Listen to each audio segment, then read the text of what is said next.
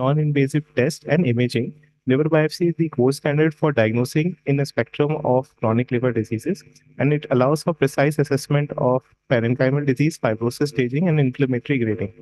And non-invasive tools like FibroScan have limitations due to patient obesity, ascites, and narrow intercostal spaces. So, liver biopsy is the gold standard for diagnosis. In terms of background review, the gold standard needle for liver biopsy that is currently advocated in multiple studies is the full core needle. The most commonly used right now is the BioPins 18 gauge or 16 gauge needle. It's a true full core tissue intact. It has a true full core tissue acquisition. That is, it captures a cylindrical core without any crush or aspiration artifacts, and which preserves the architecture, which allows for more complete portal tracks and less fragmentation of the tissue as compared to the old manganese TrueCut and suction needles that were used in biopsy. It is the clinical and research benchmarks in high quality RCTs and is the reference needle nowadays used. And compared to that, in US guided liver biopsy, there are 5 recent trials that we had compiled. Most of them were retrospective in nature, and most of them used 22 gauge and 19 gauge needle. Even 19 gauge needle, there were 2 types of needles used, and so there was no standardization of which needle to be preferred. So, in terms of adequacy of liver biopsy specimen, multiple societal guidelines have recommended the required number of portal tracks and the required total specimen length to grade the histological grading in biopsy. The ones that we follow mostly are the APASL one, that is more than 15 total specimen length, with more than 10 CPTs. But 80% of percutaneous or TGLV do not meet the standard ASLD guidelines in view of its length being at 2 centimeters and total portal tracks being at 11. So before this study, we had done a small review of percutaneous liver biopsy in IBS, and around in 56 samples, the mean total specimen length was around 1.5, which met the APASL criteria but did not reach the ASL criteria, and mean CPTs were 7.7. And a biopsy length of more than 2 centimeters was only 21.4. So this was one of the conditions we had considered before starting the biopsy. There are multiple types of NFB needles used in liver biopsy in US guided. The most common ones are the Expect and the Francine core needles. The Francine needles have a better performance in terms of total specimen length and mean CPT, and hence they are now the preferred needle for the US guided liver biopsy compared to the fork tip, that is the sharp core tip needle. So, lacuna in literature was that there was no well-designed head-to-head comparison between the US guided and percutaneous liver biopsy acquisition and the tissue acquisition adequacy and patient satisfaction. So, hypothesis was that US guided liver biopsy with a 19 gauge FNB needle is non-inferior to percutaneous liver biopsy with 18 gauge full core needle in regards to total specimen length and diagnostic adequacy, and it will lead to less pain and higher patient satisfaction in view of the use of general anesthesia. It was a single-study, non-blinded, parallel group, randomized controlled trial with adequation group between 1:1. Done in ILBS, and it was done in all consecutive patients that were willing for randomization for liver biopsy.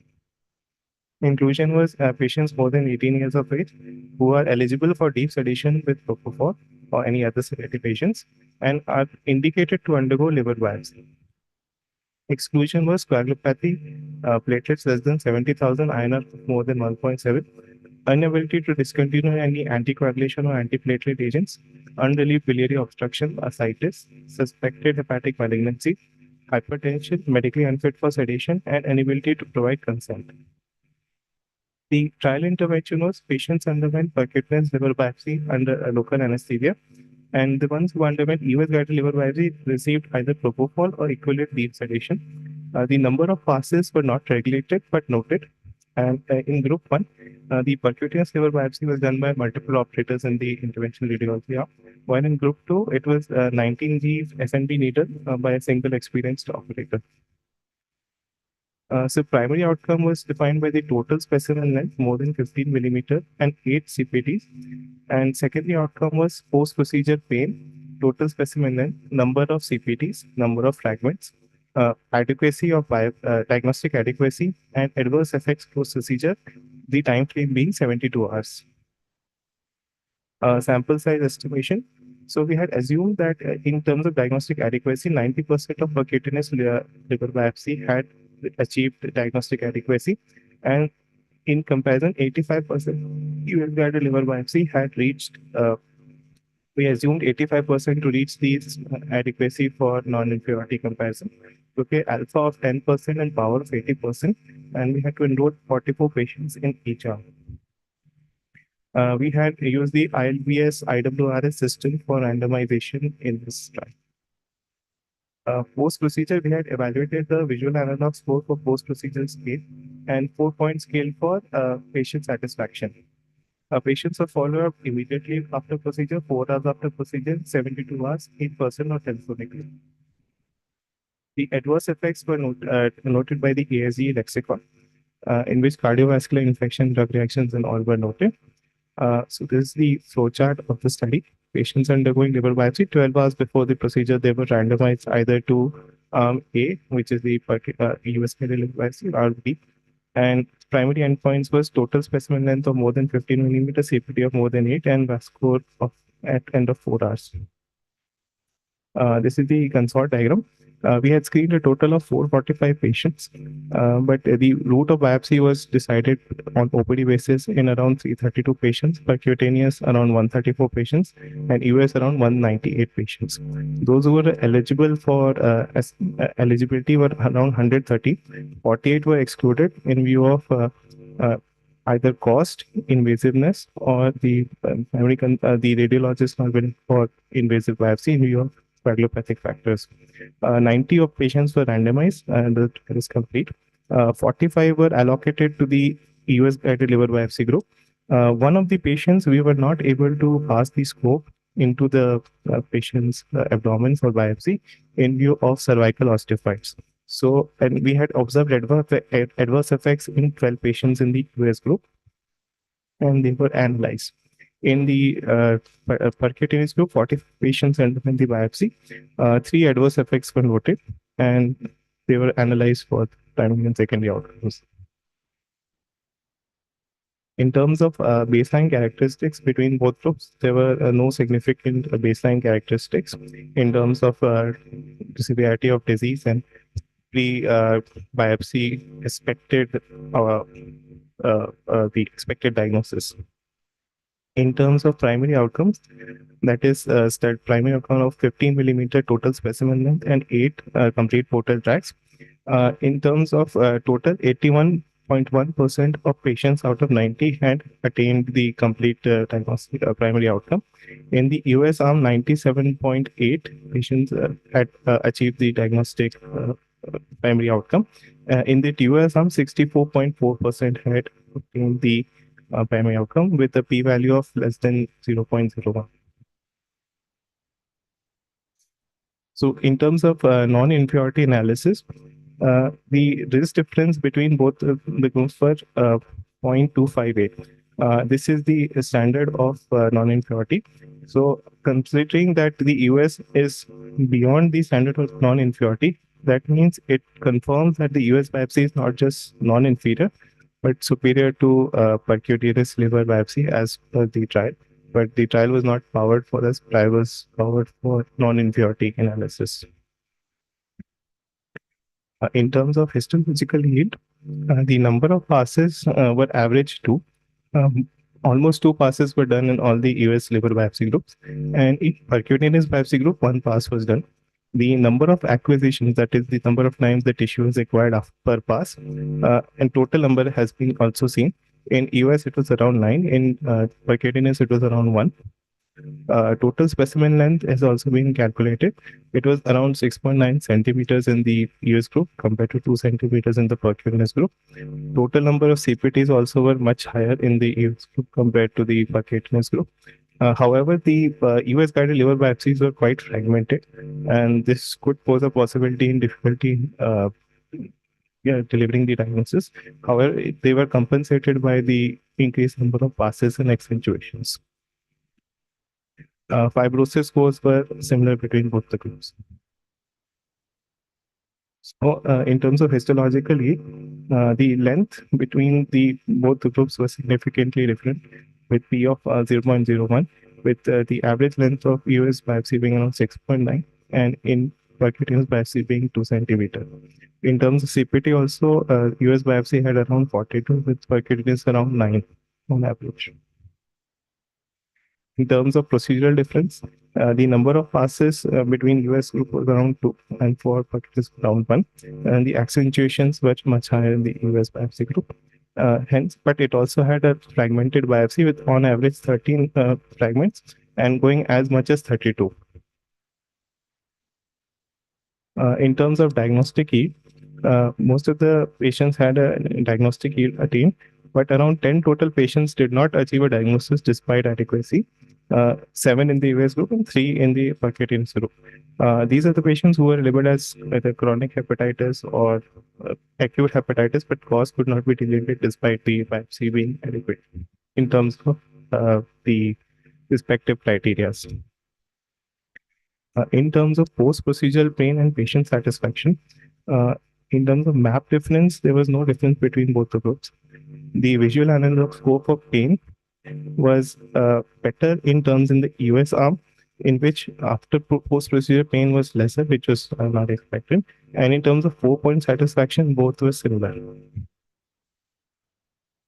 In terms of adverse effects, US guided liver biopsy had more adverse effects with peri-procedural around 12.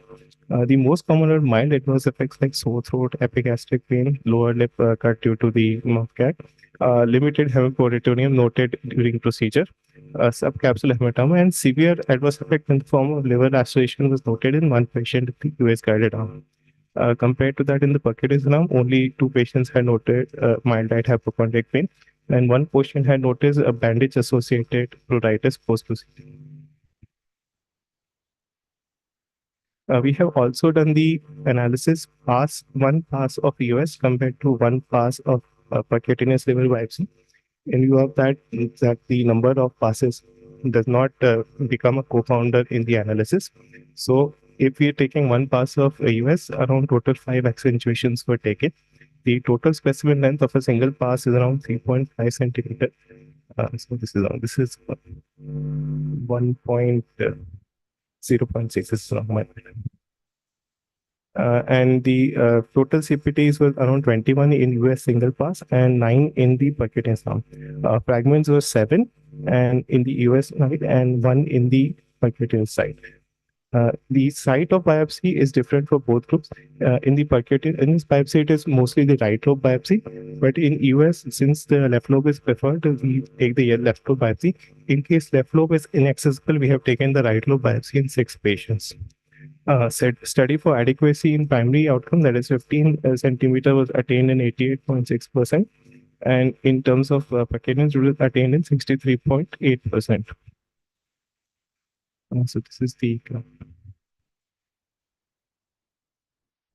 we have also seen the biopsy adequate biopsy length, number of fragments per passes, and number of CPTs in terms of Poisson graph, in which we can see the maximum distribution in US guided biopsy for aggregated biopsy length is around 3.3 centimeter compared to percutaneous with around 2 centimeter, which is the standard for the BioPrints needle.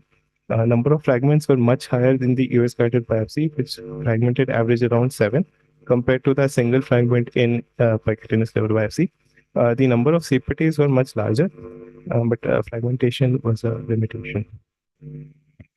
So conclusion, in terms of adequacy, US guided liver biopsy significantly amount the percutaneous liver biopsy in tissue length, portal tract count, and diagnostic adequacy, even in the patient-to-patient and pass-to-pass analysis. In terms of safety profile, we had a higher minor adverse effects and 1 severe adverse effect in the US guided liver biopsy, which has to be considered.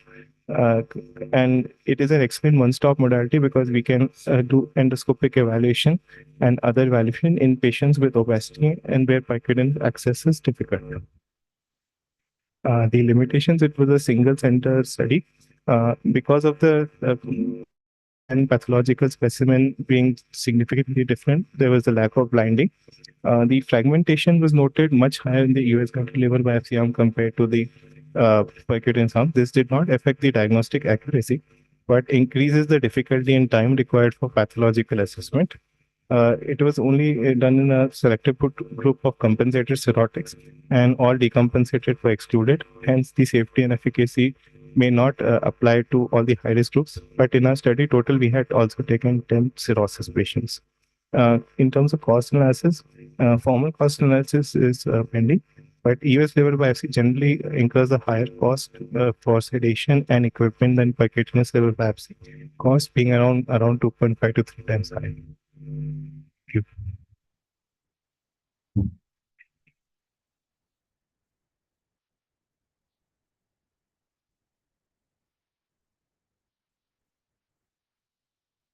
Comments from the guide.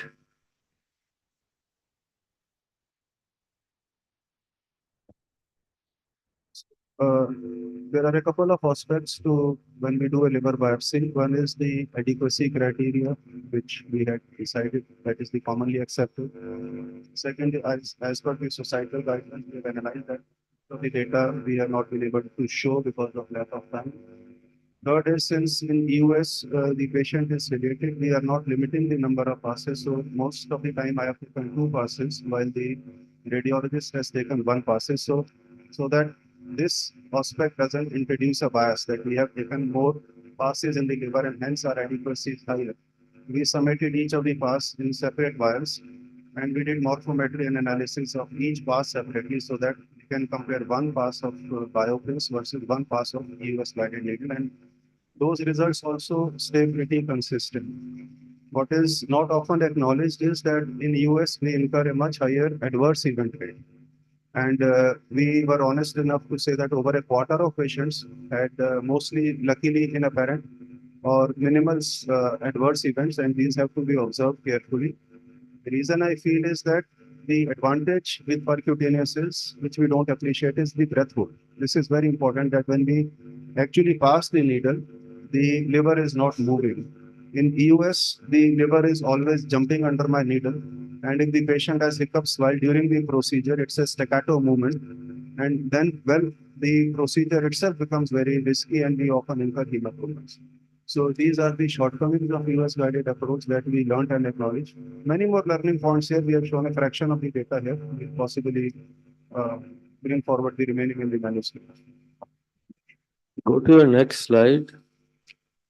Now, go to the previous slide where you are comparing. Where you say it is 2 centimeters, you get the specimen length. Here you have 2 centimeters. So actually, we are using the BioPIMS needles. So it has a 3 fixed length. No, it is 2 centimeter. Yes, sir, 2 centimeters. So with 2 centimeter, how is it 64% is adequate? Go to your bar diagram. No, the one you showed last. You say only 64% is adequate sample. Yeah, this one. If you have got 2 centimeter, how is it inadequate? Sir, we've got 2 centimeter in around most of the biopsy places were around 1.5 to 1.9 centimeter. 2 were only there in mostly around 21%. I've not done that analysis. Yeah, This yeah, is what 15 millimeter and 8 CPT percentage. So even though the aggregate is coming 2, but that is because it is median, not. I'm surprised, US has given you good this, but cutaneous biopsy in otherwise gives you 40% patients have inadequate length. Is a bit sorry. Is the radiology colleague here? Someone from radiology? The pathology people can actually comment on this. This is interesting. I mean, this is what the data is. Because sampling error is known, but adequate sample is unless the patient is cirrhotic or so, it would be a little unacceptable to me that the biopsy is inadequate. We accepted that, and that is why Sorry? we designed. But the length, if you have 2 centimeter length or 15 millimeter length, So actually, go most of back the to your patients are in that way. bar, this thing. So there you have shown 2 centimeter. This is a 1.6. Sorry, this is actually mistyping. This is 1.6 centimeter here. It's not true. It is 1.2. नहीं नहीं पिछली slide में एक और slide दिखाई थी That was, sir, median with the total. So नहीं एक और थी तुम्हारी और स्लाइड, ये नहीं भाई, और आगे चलो, और आगे ये, इसमें तुमने स्पेसिमेन लेंथ 2 सेंटीमीटर दिखाई है। so is because this one includes even multiple passes of percutaneous नहीं एक inflammation. पास दिखाया भाई ऊपर तुमने। No, sir, this is patient to patient. Patient to patient means it was the discretion of the person performing Anyway. the procedure. If they've taken two passes in the percutaneous arm also, that total length, like one had 4.5. 4.5 cannot come in one single pass. That were two passes combined reaching 4.5 centimeter. This is a patient who is very healthy. Otherwise, a patient who is cirrhotic would have a smaller pieces. All of this will be analyzed during the manuscript. That patient's fibrosis correlation with the length of the specimen that is coming after an automated biopsy. And also, second part is you have many patients who are so simple, like F0. In the percutaneous, maybe most of them are just fatty liver, not fatty liver disease. So 17 and 12 is 29. At least are patients who have hardly any fibrosis. You also now, no, my point is you need to compare grade 3 and 4 picking rate correctly by both these biopsies. So is your liver biopsy, when most patients we do is F3, F4, whether or F2, F3, look into how fibrosis assessment and getting good quality tissue. So good quality tissue in F2, F3, F4 or F3, F4, and then the readout of F3, F4 by both methods. That will probably improve your presentation. Any other comments? Actually, we have done that. So we had fibrosis related to the adequacy. You're right. Show the diagnostic, the diagnosis that we reached. So, so by default, MASLD actually comes in, but we had a reasonable number of autoimmune PPC because with non-invasive markers, we are not actually non-complicating people in whom we think the steatosis is not accompanied by fibrosis. We are not biopsying. We are only biopsying in indeterminate fibrosis. So those were the representations in MASLD. But as the fibrosis increases, the parameters of biopsy do decrease. So we stratified into the MetaVid 0, 1, and then 2 and 3 and 4. And there was a difference, obviously. Okay. Lucky. it's a very good work. I just had 2 points over here. One is what proportion of patients in the US had just one pass? All All had had two passes. all had two. One patient had one pass. That is it. So Out of just 40, one we one did patient. one pass And one confidently. patient we could not perform the biopsy itself because we were not able to pass the And for the percute, percute, ma'am, only 3 patients had 2 passes. Everyone else had one single pass. the next thing was this was one thing, and then I would like sir to comment on that. And the second point, and which is like, because in the EUS, the best sonographer in the country is doing EUS, but so the observer bias is not there. Yes. But here, the other group, there were different observers. Some would be trainees, some would be consultants. So that is also one bias in the way we are interpreting the results. We have acknowledged that, but we also understand the biopins needle has an automatic action. So obviously, an experienced sonographer would do a better.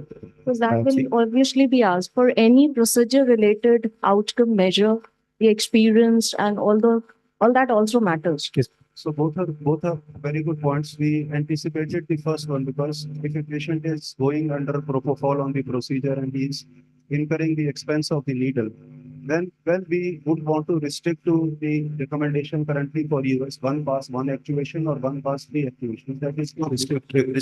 That is too restrictive. So we want to give the patient that look. So in most of these patients, I have taken 2 passes, which is counter to the current prevailing US degree. Having said that, we knew this would come up, so we submitted each pass in separate files. And so we compared one pass of the US and another pass of the US and one pass of the percutaneous. So this pass is complicated. Biopins is a very interesting needle. You dial it in you open the needle and you press the button. So your core is sort of already pre-dialed in, and that is how the needle will go in. And then the overlying sheet will run sort of clamp and hold the core inside that. So, well, yes, the operator experience will induce a bias, but there the needle is automated. That's the best we can do. But we acknowledge this. Okay, thank you. Thank you, Ishan. Good, you could present before exams. Good work.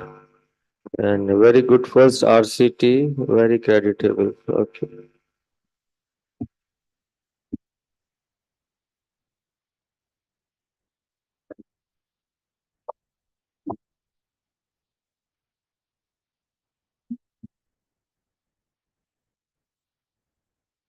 Yeah.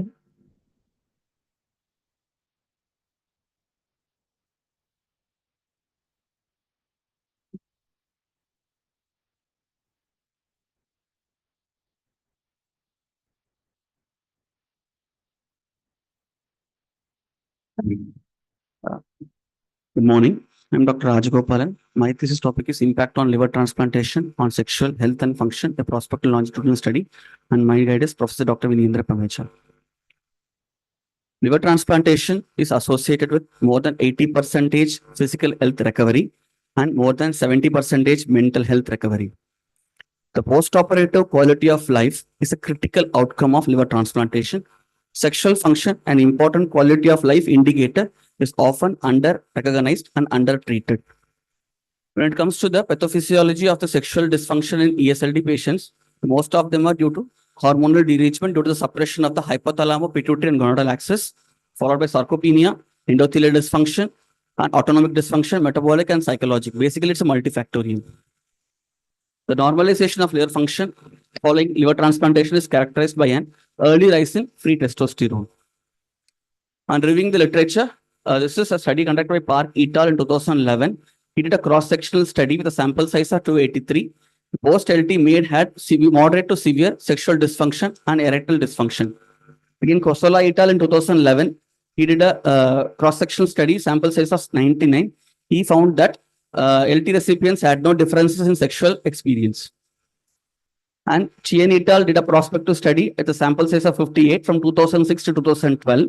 Erectile dysfunction in post-LT, more than 50% improved. Again, Chan et al. In 2019 did a prospective longitudinal study with a sample size of 79 from 2012 to 2016. They found that International Index of Erectile Function 5 scores similar pre and post-LT in 6 months. Again, Karabulut et al. In 2021 did a cross-sectional study in 64 patients. He found that quality of life and sexual function improved in both males and females. In all these studies, it's a cross-sectional study and it actually a snapshot study at one point of time, and they have not included what is the hormonal status as well.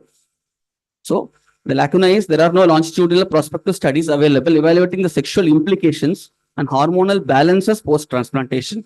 There are no time frame for evaluation of patients for erectile dysfunction or sexual dysfunction after the recovery. And attributable factors like sarcopenia, MELD sodium scores, and severity of the liver disease on sexual dysfunction has been largely unknown.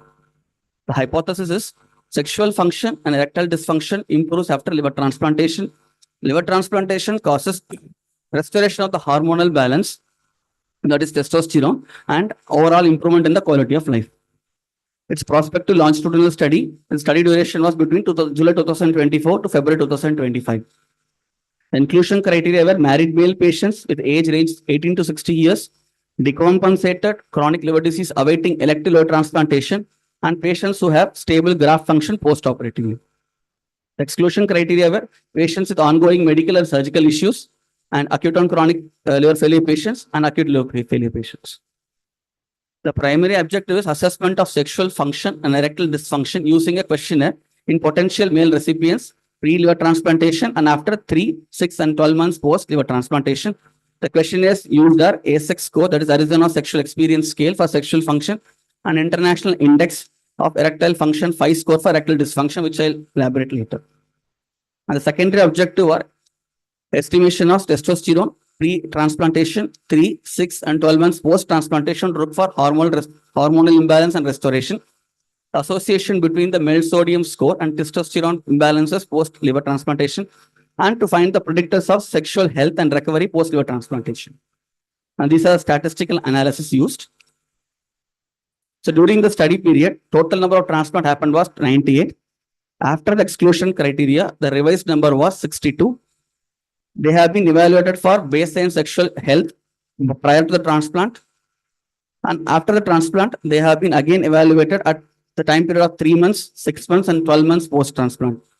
When it comes to the evaluation of sexual health, we use 2 questionnaires which are validated in the world literature and 1 blood investigation.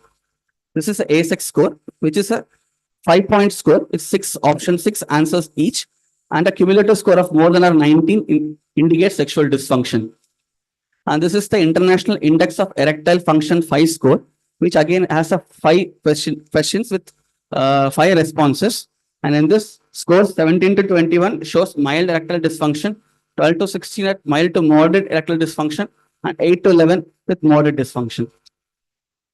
Here, our baseline characteristics, median age was 48 years, and there are about 60% patients have sarcopenia.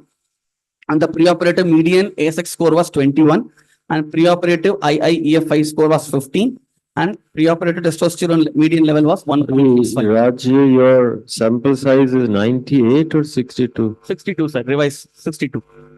Okay. And the erectile dysfunction prevalence were about 87%, which indicates the preoperative patient had a sexual dysfunction and they had moderate erectile dysfunction. And How did you exclude the others? There is no diagram to say. You started with 98. Maybe you showed a slide. I missed it. Sir, exclusion is only married male patients, sir. So female patients, pediatric patients, patients who had ALF, ACLF, mortality, and postoperative issues are excluded. Okay. All right.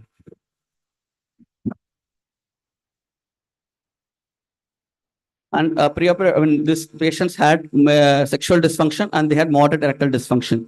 And this were the etiology. 44% were non-alcoholic steatohepatitis and 42% were ethanol.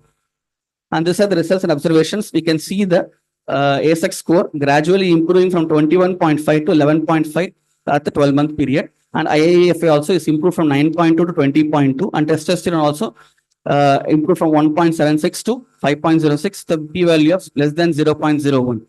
When plotted against the graph, when temporal changes in sexual function with the values expressed in median interquartile range, the ASX score preoperative was 21. You're running very fast. Go back to testosterone levels.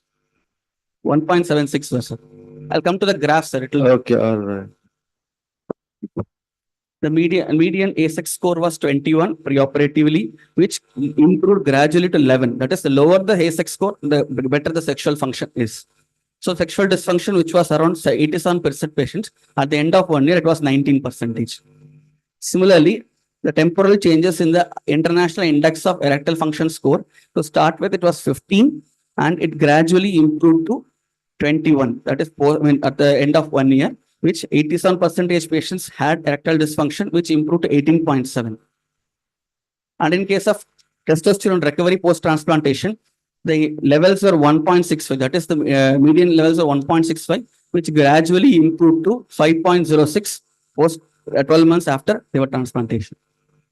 When it comes to the predictors of sexual function recovery, neither the age nor the MELD sodium scores had a significant correlation in the multivariate analysis, whereas sarcopenia, which is the most important predictor, which had a significant p-value of 0.02, indicating that sarcopenia is one of the predictor of sexual health recovery function.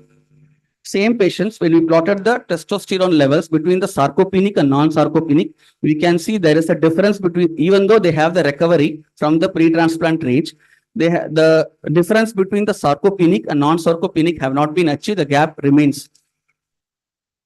So, to discuss the profound recovery of sexual function post-liver transplantation, hormonal normalization as a key driver for sexual health recovery, and the modulating factors are the pervasive influence of sarcopenia. The sexual dysfunction improved progressively, as I showed in the graph. Median was around 21 pre-op, which came to 11.5 after 1 year. And the erectile dysfunction also improved from median 15 pre-op to 20.2, reaching after 1 year.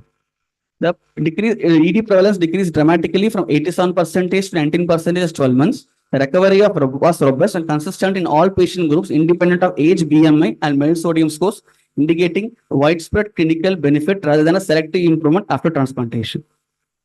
This is in accordance with the Bora et al., who confirmed that LT restores psychological and physical integrity, including sexual function, as sex hormones disturbances are common in pre-transplant men. Successful liver transplantation reverses reproductive abnormalities, demonstrating that sexual health is a critical component of post-transplant quality of life. The testosterone level increased significantly post-transplant. Median was 1.65. It rose up to 5.06 at the end of 12 months. The hormonal normalization directly supports the literature, emphasizing the disruption of the hypothalamo-pituitary gonadal axis in CLD patients and the role of liver transplantation in re-establishing the endocrine equilibrium. Our finding that testosterone recovery at 6 months and 12 months were not strongly influenced by baseline MELD sodium scores. This further suggests that mechanism of recovery is predominantly linked to successful graft function and the restoration of hepatic endocrine pathways rather than the initial severity of the liver disease. And around 60% of sarcopenia negatively impacted the sexual recovery despite overall improvement. This finding is broadly acknowledges the studies done by Magro and Sorrell and Gazzino, saying that the general debility, malnutrition, and profound fatigue are common in CLD and contribute to sexual dysfunction. Sarcopenic patients, as shown in the graph, showed consistently low testosterone levels throughout the recovery, and both groups crossed the normal lower limit by 3 to 6 months post-transplantation, demonstrating progressive improvement, but despite sarcopenic patients maintaining a persistent deficit throughout the recovery period. The strengths of the study: so only prospective longitudinal design with follow-up at multiple time points, pre-op, 3 months, 6 months, and 12 months. And there is a usage of validated scores like Arizona Sexual Experience Scale and International Index of Erectile Function 5 score and objective biochemical serum markers like serum testosterone. And there is a comprehensive analysis sarcopenia as a modifier of sexual function recovery post-liver transplantation. The limitations are limited sample size and long-term follow-up is required for assessing the sexual function. To conclude, liver transplantation alters the quality of life, that is basically sexual function. It reverses the sexual dysfunction more than 80% in 6 months and progressive recovery of testosterone in 12 months. Sarcopenia is an independent predictor of sexual recovery, which is a target for optimization. Means these patients have to be transplanted at the earliest to achieve good outcomes. And the need for comprehensive sexual assessment and patient counseling is required pre and post-transplant care. This whole research is based on the single line: life saved should be life lived.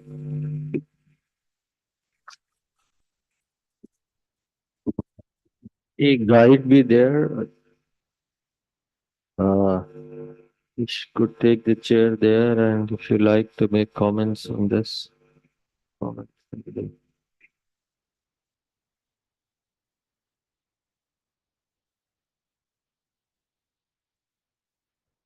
I have one question. What was the effect of female donating the liver to the male? What was the effect on the hormones? Sir, it's a study enrolled only male recipients, sir. No, female donor and Yeah. male recipient. Yes.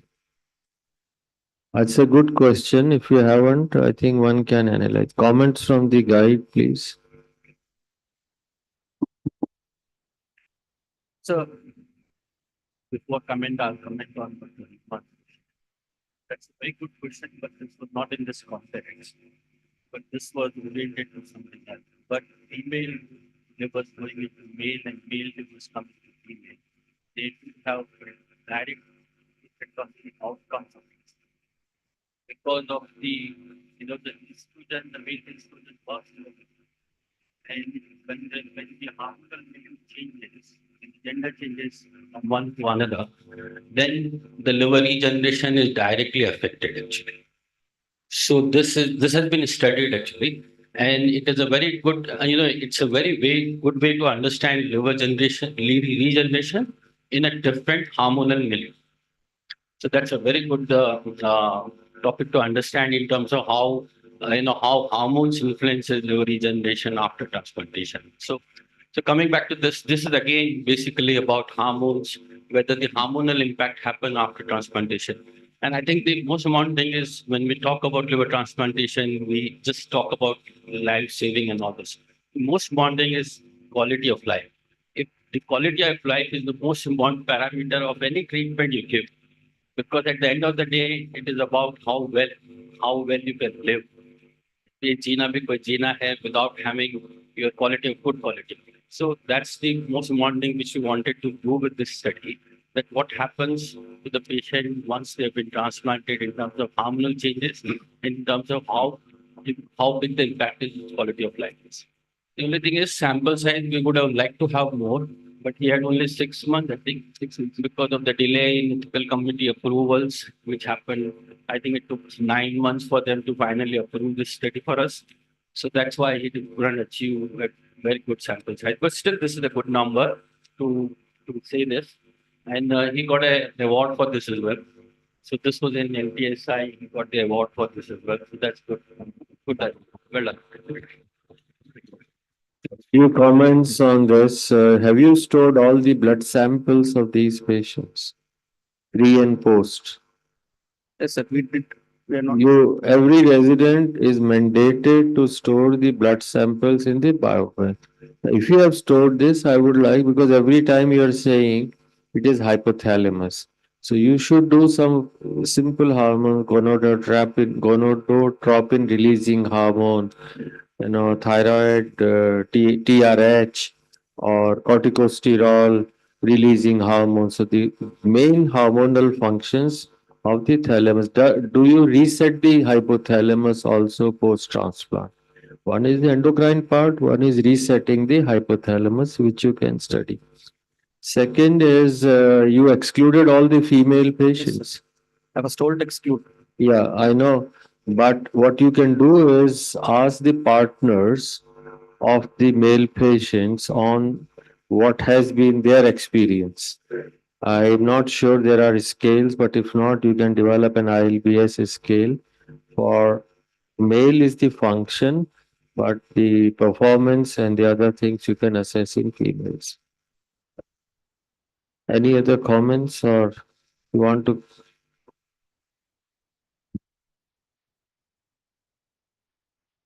Historically look into, free testosterone versus total testosterone. That also gives you a different perspective. And sex hormone binding globulin, because that is important for how much testosterone is bound and what values you are getting. So the other aspect, as Professor Karin said, so if you have samples, you should do that. It will, elaborate and make your study much more. Very good work. You have other previous studies which have also looked into that. And I'm not too sure, as sir was saying about a scale where you can look into, but there is a scale where a female partner can give you a lot of inputs in that. I mean, we wanted to recruit females as well. And I know such question is a bit different, but the ethical committee actually didn't approve. We had a lot of trouble with the ethical committee for approval of this. Almost a year to get it sorted out with them. And I don't see any point. This was a straightforward thing. I don't know why they actually took so long to sort it out. That's all. I hope you continue, even you or someone. This is a very powerful study, and I think it should go into a very good journal. Congrats to the guide and the students.